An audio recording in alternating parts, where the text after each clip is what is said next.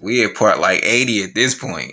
So boom, these are my uncle rules, right? So I gotta go by his rules in his house. My third uncle got involved and he was married at the time. He comes with this whole idea that I have to dress the part to be the part. So he sent like $700. We go to Burlington's and K&G and we get me dressed up for church stuff. My second uncle, who's still smoking stuff, his thing was I have to become something in church, like a usher or a part of the choir, because that's the only things that's going to keep me in church. So I'm like, okay, I'll become an usher, which now means I have to be at church on Thursday nights. So now I have to be in church Wednesday, Thursday, and Sunday. Twice on Sunday. But I haven't even made it into the church yet. I always knew where the church location was because it was like smack dab in the middle of the hood in North City. So if I needed to see my grandmother or something like that, or one of my aunts or uncles, I could run up there and meet with them real quick and then go on about my business. Now we got this schedule mapped out and my uncle like, okay, so now you got to get into something carpentry wise. Idle hands. So he enrolls me into Youth Build program. Youth Build is an apprenticeship program. That's a whole nother story within itself too.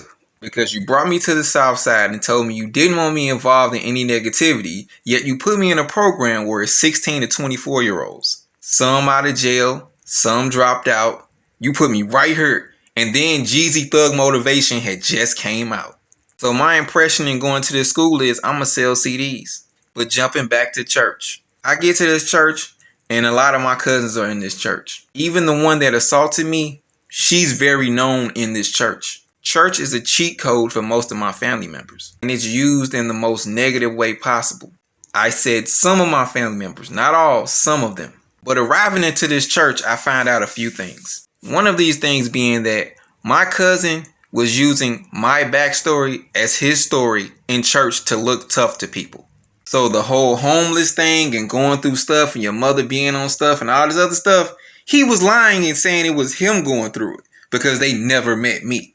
And the other thing was, all of my cousins my age and stuff are friends with everybody in their church, but nobody in their church wanted me there. And they made it very clear. On my way into the church, they would hold the door so I couldn't get in, block the seats so I can't sit down, try tripping me when I come down the aisle and stuff like that. And these are my cousins' friends. In their mind, we rock with them more than we rock with you because church is family.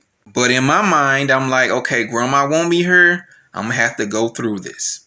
Next person touch me, I'm hemming them up. Next person try to prevent me from doing something, I'm hurting them.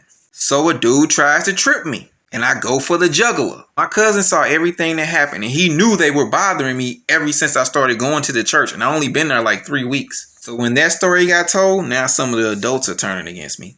I'm the bad egg. I'm the kid that they saw coming out of the drug houses, so they gonna believe all the church kids over me.